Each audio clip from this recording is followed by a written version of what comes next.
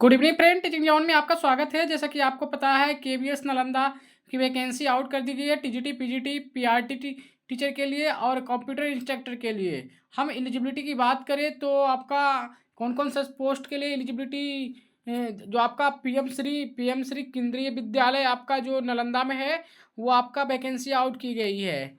जो date of interview की बात करें तो आपका डेट ऑफ इंटरव्यू की बात करें तो आपका 10/3/2026 को रखा गया है। आपका जो वैकेंसी आउट की गई है टीजीटी के लिए, पीजीटी के लिए, लाइक पीआरटी के लिए और मिसलेनियस टीचर के लिए। तो हम बात करते हैं, पहले बात करते हैं पीजीटी का। पीजीटी में कौन कौन सा सब्जेक्ट का है? तो पीजीटी में आपका है इकोनॉमिक्स का है, कंप्यूटर साइंस का। टीजीटी में आपका इंग्लिश है, मैथ है, सोशल साइंस है, स्पेशल एजुकेटर है। और पीआरटी में हम बात करें तो आपका प्राइमरी टीचर्स के लिए है, बाल बाटिका के लिए है। और आपका मिसलेनियस टीचर में आ जाएगा स्पोर्ट्स कोच हो गया, डांस कोच हो गया, आपका कंप्यूटर इंस्ट्रक्टर हो गया, आपका सेल्फ डिफरेंस कोच हो गया, डाटा एंट्री ऑपरेटर हो गया।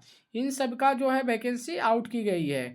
इसमें लिखा हुआ है इच्छुक अभ्यर्थी साक्षात्कार तिथि को सभी मूल प्रमाण पत्र और अभिप्रमाणित फोटोस्टेट एवं पूर्ण रूप से बायोडाटा फॉर्म के साथ उपस्थित होंगे। उम्मीदवार की योग्यता के संबंधित जानकारियां हम देते हैं। अब हम एलिजिबिलिटी की बात करते हैं कि एलिजिबिलिटी क्या रखा गया।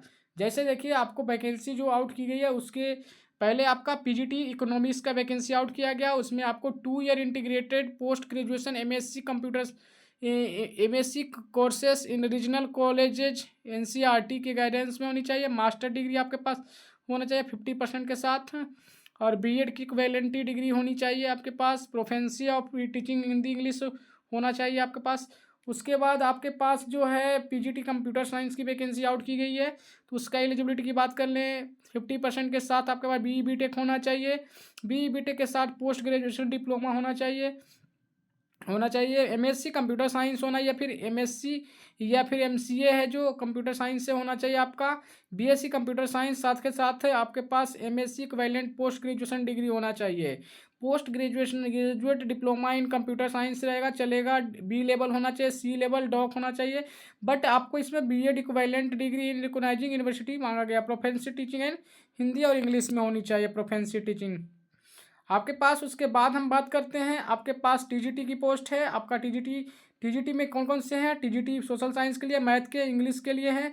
तो आपका जो इसमें होना चाहिए 4 year integrated degree in recognising university and NCERT guidance, या फिर bachelor degree and at least 50% marks होना चाहिए आपके पास। सीटेड पेपर 2 होना चाहिए, क्वालिफाई होना चाहिए। साथ में साथ आपके पास बीएड होना चाहिए। और उसके बाद डिजरेबल क्वालिफिकेशन कंप्यूटर नॉलेज होना चाहिए।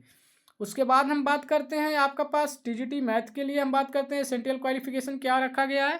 तो आपका टीजीटी मैथ में आपके पास 4 year integrated degree in NCET bachelor degree होगा अपना, चाहे 50% के मार्क्स होना चाहिए आपके पास। साथ में आपका मैथ में 2 सब्जेक्ट फिजिक्स, केमिस्ट्री या फिर इलेक्ट्रॉनिक्स या फिर कंप्यूटर साइंस है या स्टैटिक्स है, तो आप मैथ के लिए एलिजिबल है। टीजीटी मैथ के लिए आपके पास शीटेड पेपर 2 क्वालिफाई होना चाहिए।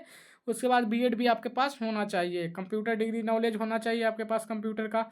अब फास्ट हम बात करते हैं टीजीटी सोशल साइंस की बात करते हैं। तो अब देखिए, bachelor degree in recognising university 50% marks political science में होना चाहिए, इकोनॉमिक्स में या हिस्ट्री में या फिर ज्योग्राफी में 2 सब्जेक्ट होना चाहिए आपका ग्रेजुएशन लेवल पर, या फिर ज्योग्राफी, इकोनॉमिक्स, हिस्ट्री या पॉलिटिकल साइंस, या फिर science at graduate level with BEd भी होना चाहिए आपके पास। और कंप्यूटर नॉलेज की होना चाहिए, डिजिटेबल क्वालिफिकेशन रखा गया। बस स्पेशल एजुकेटर की बात कर लेते हैं तो graduation in BEd special education में होना चाहिए। जनरल बीएड जनरल या 1 year diploma in BEd special education हो जाना चाहिए आपके पास। ये होना चाहिए बीएड विजुअली में होना चाहिए। Senior diploma teaching with deaf होना चाहिए। तो इसी तरह रखा गया क्वालिफिकेशन। हम बात अगला करते हैं, प्राइमरी टीचर की बात करते हैं। तो पीआरटी में क्या आपका senior secondary level school certificate 50% marks होना चाहिए इंटरमीडिएट के साथ सीनियर सेकेंडरी स्कूल में। और साथ में आपके पास डिप्लोमा सर्टिफिकेट होना चाहिए teaching training and during and the note less and 2 year 2 साल से कम का होगा तो वैलिड नहीं होंगे। आपके पास डिप्लोमा इन एलिमेंट्री एजुकेशन में आपका होना चाहिए बीएड। साथ में सीटेड पेपर 2 क्वालिफाई होना चाहिए आपके पास।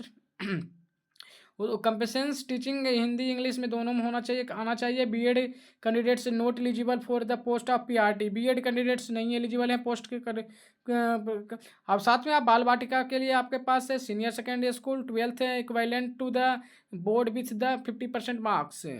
साथ में आपके पास डिप्लोमा इन नर्सिंग टीचिंग में होना चाहिए, आपके पास बीएड होना चाहिए एनसीटी से अप्रूव्ड। साथ में आप कंप्यूटर इंस्ट्रक्टर की बात करें तो बीई बीटेक कंप्यूटर साइंस या एमएससी बीसीए एमसीए अलाउ है यहाँ पे आपका पर एमएससीएस आईटी एमएससी होंगे, एमएससी आईटी होंगे या बैचलर डिग्री रिकॉग्नाइजिंग यूनिवर्सिटी से होना चाहिए आपके पास। Post science from the recognising university. Post graduation diploma होना चाहिए, डॉक लेवल होगा, पोस्ट ग्रेजुएशन ए लेवल होना चाहिए आपके पास।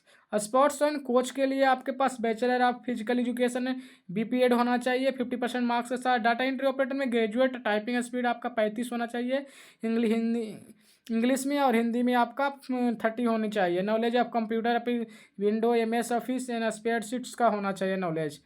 अब फिर सेल्फ डिफरेंस में आपका क्या होना चाहिए, इसमें black belt certificate in the trekking window take bounded arts of the institutes verify होनी चाहिए।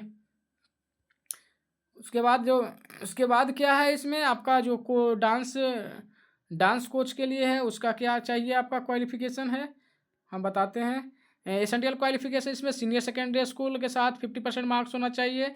आप फिर साथ में आपके पास बैचलर डिग्री इन म्यूजिक में होना चाहिए आपका, और competency teaching English in Hindi में होना चाहिए। नॉलेज ऑफ कंप्यूटर होना चाहिए।